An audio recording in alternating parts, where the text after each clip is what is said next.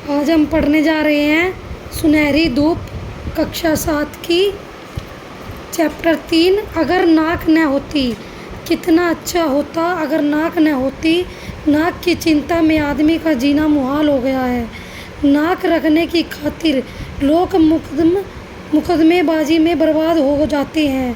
कर्ज लेकर भी ब्याह शादी बात चोचक आदि में अंधाधुंध खर्च करते हैं। जन्म पर ही नहीं, मृत्यु पर भी दावत खिलाते हैं। पड़ोसी के बच्चों को कॉन्वेंट स्कूल में जाते देख अपने बच्चों को भी मजबूर होकर उसी में दाखिला दिलाते हैं। खरीदने की औकात न होने पर भी महंगी किस्त देकर टीवी, फ्रिज या कूलर आदि ले आते हैं, क्योंकि नाक नीची होने से डरते हैं। लोग अपनी धाक जमाने के लिए नाक ऊंची रखते हैं। नाक बची रहे इसीलिए आदमी खाकी वर्दी धारियों, आयकर अधिकारियों या उनके दलालों की पुत्रम से पूजा करता है, वरना पकड़ा जाएगा तो फिर किसी के सामने कैसे नाक बचाएगा। नाक के कारण आदमी को नाकों चने चबाने पड़ते हैं। नाक बड़ी जल्दी कटती है और प्राय बिना किसी हथियार के ही कट जाती है। आदमी की अपनी नाक के साथ खानदान की नाक भी जुड़ी रहती है।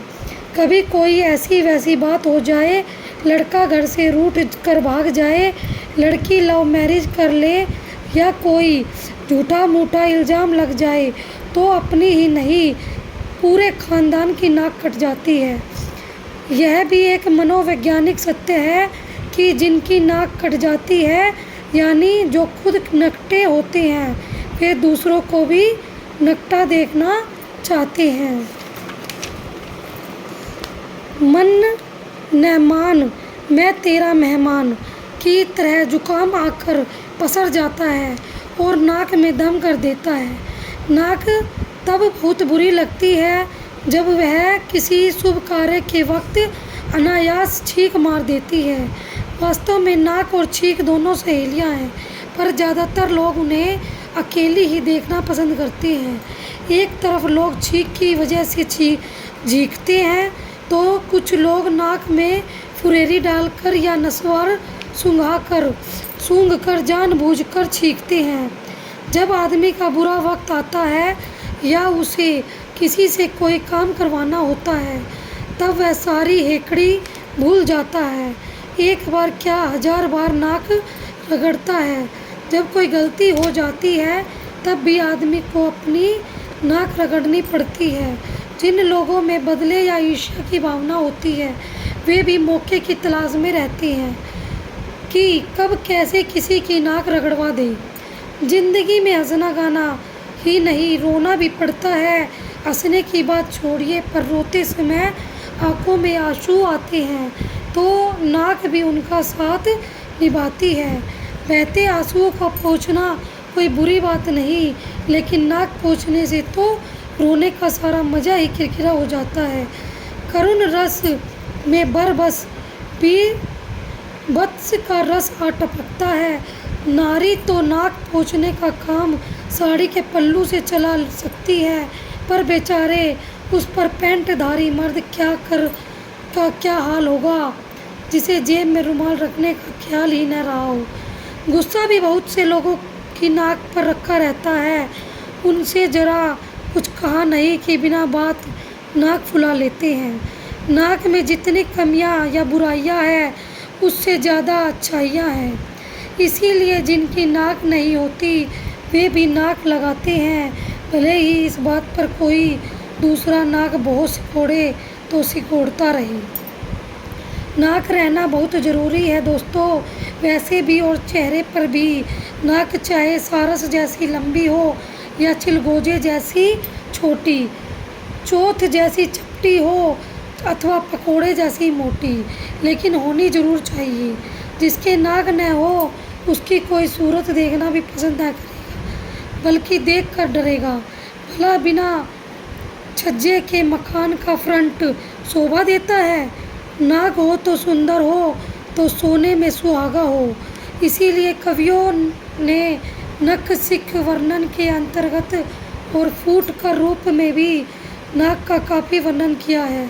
उसे सोने की हीरे मोती जड़ी नथ नथुनी लौंग बुलाक आदि से सजाया है। मध्यकालीन काव्य में नायिकाओं की नाक के लिए बहुत सी उपमाएँ दी गई हैं।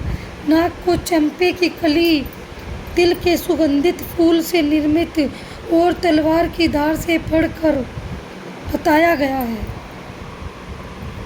एक बात समझ में नहीं आती कि अधिकांश कवियों ने नाक की उपमा तोते की चोंच से क्यों दी है। हम क्लास में जब किसी सुंदरी सम्मुखी नायिका की नाक की उपमा तोते की चोंच से पढ़ाते हैं तो हमारे हाथ के तोते उड़ जाते हैं। मन में अजीब से भाव उमड़ आते हैं। सोचने की बात है कि ऐसी नाक किसी चेहरे पर चार चांद लगाएगी या दीवार में ढुके हुए उल्टे हुक सी नजर आएगी। उपन्यास कहानियों में सुंदर नाक को सुतवा नाक कहा जाता है। ऊंची और दीर्घ नाक की तुलना कुल्हाड़ी से की जाती है। छोटी और कोमल नासिका को भेड़ की सी नाक की संज्ञा दी जाती है। नाक शरीर का सबसे अधिक महत्वपूर्ण अंग है। अगर चित्त लेट कर देखे तो यह बात अपने आप सिद्ध हो जाएगी कि हाथ पाँव मुँह कान आँख आदि में सबसे ऊंचा स्थान नाक को ही प्राप्त है। अगर आँख आ जाए या चली जाए तो ऐसी स्थिति में काला चश्मा लगाया जा सकता है। कान फट जाए तो उसे टोपा पहनकर छिपाया जा सकता है। लेकिन अगर कहीं नाक कट जाए तो चेहरा रेगिस्तान की तरह एकदम सपाट अथवा चक्की का सपाट नजर आएगा। हालांकि प्लास्टिक सर्जरी द्वारा इसका इलाज हो सकता है, परंतु वह इतना महंगा पड़ेगा कि बड़े से बड़े नक्कू साहब को भी नानी याद आ जाएगी। कुछ लोग नाक पर मक्खी तक नहीं बैठने देते। बहुत से ऐसे लोग भी होते हैं कि जब वे कुंभकर्ण की भांति सोते हैं तो उनकी नाक नकारे भी बजती है।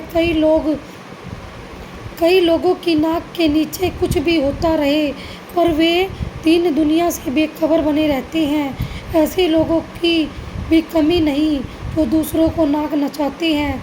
किसी भी नाक पर दे मारना भी कई लोग अपनी शान समझते हैं। कुछ लोग सचमुच नाकदार होते नहीं पर बनते हैं। खैर जो भी हो, नाक रहने में भी भलाई है। नाक न होती तो खुशबू और बदबू में क्या अंतर रह जाता।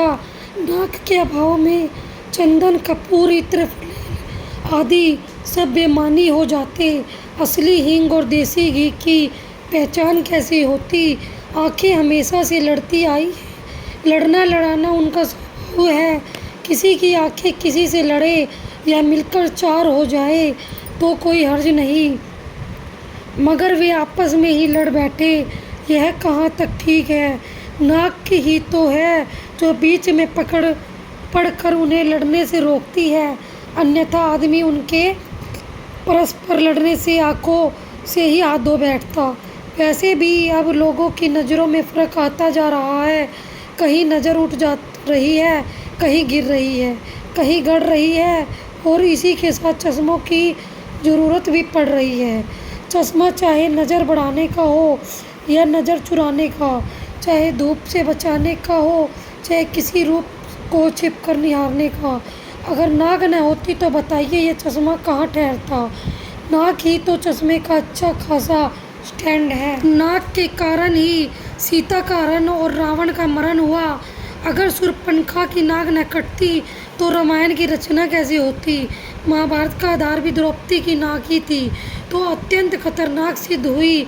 सिर और मुंह के बीच नाक कटलेट की भांति रहती है, पर हकीकत यह है कि इसे खाने की नौबत नहीं आती। लोग जब चाहे किसी का सिर खा सकते हैं, दिमाग और खोपड़ी चाट सकते हैं, पर नाक के साथ ऐसा कुछ भी नहीं हो सकता।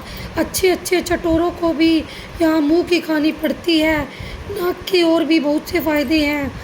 उच्छ्वास और निश्वास का कार्य मुंह से किया जा सकता है, पर प्राणों का आधार श्वास है और श्वास लेने का साधन नाक ही है।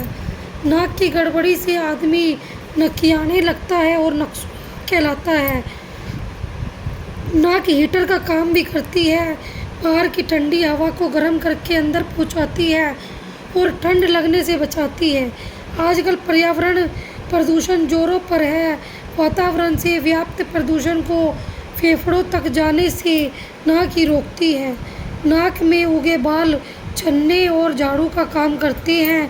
बहुत से लोग मतलब साधने के लिए अपने बांस की नाक से बाल बन जाते हैं। जिस प्रकार सिंगटट्टा दिखाने, आग दिखाने, दांत दिखाने, पीठ दिखाने आदि के मुहावरे प्रचलित हैं, दुर्भाग्य कहे या सौभाग्य, नाक दिखाने का कोई मुहावरा नहीं है। हाँ, यदि नाक बीमार पड़ जाए तो कोई कितना भी नक्कू क्यों न हो, उसे भी मजबूर होकर नाक दिखाने के लिए किसी नाक वाले डॉक्टर की शरण में भागना पड़ता है। अब हमारा चैप्टर यहाँ पर समाप्त होता है। ऐसे ही मज़ेदार चैप्टर सुनने के लिए अब हमारे चैनल को सब्सक्राइब और लाइक करें।